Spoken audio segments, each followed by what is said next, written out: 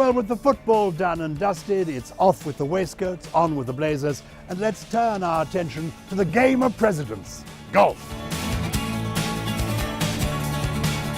What a week. Crazy days, crazy politics, crazy balloons, crazy golf. The week kicked off in a relatively calm fashion, with Brexiteer Michael Gove coming on television to support Mrs May's new Brexit plan, the third way. He teed off quite nicely. Watch the birdie. Collective responsibility reigns. And I think for the Cabinet, all of us, our responsibility is to work together in order to ensure that we can get the best possible deal for Britain. You can check out anytime you like, but you can never leave. But just hours later, the idea of collective responsibility hit the rough, when Brexit Secretary David Davis abandoned his bunker, declaring, though, he wasn't aiming for a hole-in-one to topple the PM. Oh no.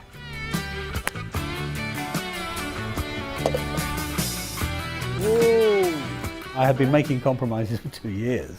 That's the point, and which is fine. That's as it should be. But there comes a point when the compromise is too far, and that's the point we're at now. For me. What do you say to colleagues in the Tory party who are thinking of using this moment to change the leader? It's not a good idea. I mean, she's a good Prime Minister, I like her, Bear in mind, I supported her even during the tough times of the election. I flew down the middle of the night to talk to her at 6 o'clock in the morning after a difficult election, and I still support her. Oh, I wonder if Boris feels the same way. He certainly timed his announcement to coincide with the Maybot's appearance in Parliament, claiming in his resignation letter that her semi-Brexit wasn't hard enough. Oh, Mrs. Mr Speaker, on Friday at Chequers, the Cabinet agreed a comprehensive and ambitious proposal. In the 2 years since the referendum, we have had a spirited national debate. With robust views echoing around the Cabinet table as they have on breakfast tables up and down the country. Over that time, I've listened to every possible idea and every possible version of Brexit. Mr Speaker, this is the right Brexit. In his response, Jeremy Corbyn found his iron and hit the sweet spot. The Chequers agreement now stands as a shattered truce, a sticking plaster over the cavernous cracks in this government. And at such a crucial time for our country, in these vital negotiations, we need a government that is capable of governing and negotiating for Britain. For the good of this country and its people, the government needs to get its act together and do it quickly. And if it can't, make way for those who can. And arch-Brexiteer Peter Bone made it clear that he believed the PM had shot a bogey. This week, the activists were so disappointed about what had happened at Chequers. What did you tell them? They were betrayed. They said they were betrayed, and they asked why. They asked why do we go out each and every Saturday to support the Conservative Party, gets MPs elected, and sir, for the first time in over 10 years, that group refused to go out and campaign. The PM, mashing Niblick at the ready, swiftly appointed Jeremy Hunt as the new Foreign Secretary and Dominic Raab as the new Brexit Secretary.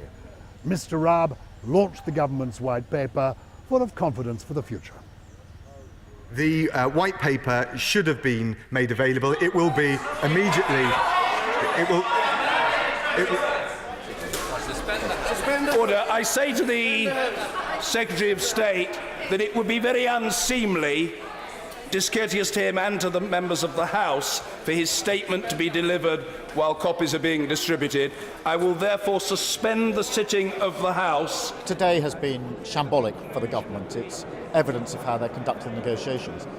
This white paper should have been published over a year ago.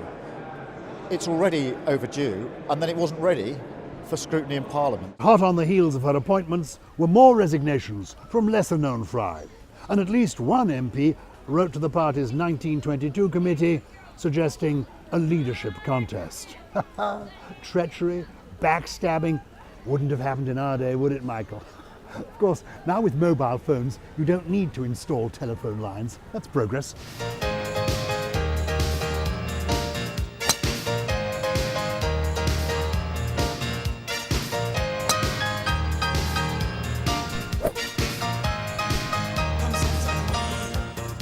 The PM, now on a tightrope, must be hoping that her proposals will find favour with the EU. Indeed, the EU's chief Brexit negotiator has already expressed himself content with 80% of the issues. I profoundly respect Mrs May and the government of UK. I know it's difficult. They have to respect us, the same, and we respect their red line. They have to respect our principles, and I'm sure we can find a solution to agree on the 20% which remain. Huh?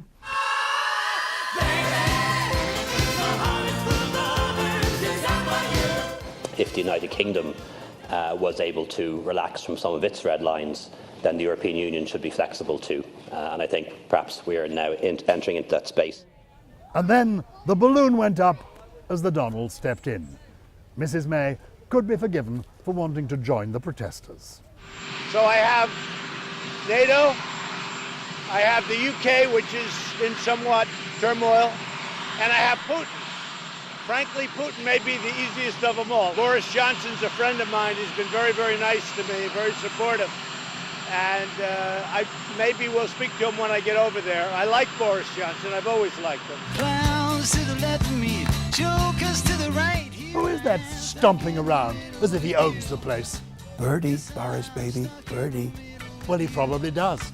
After all, it's either going to be him or Monsieur Barnier.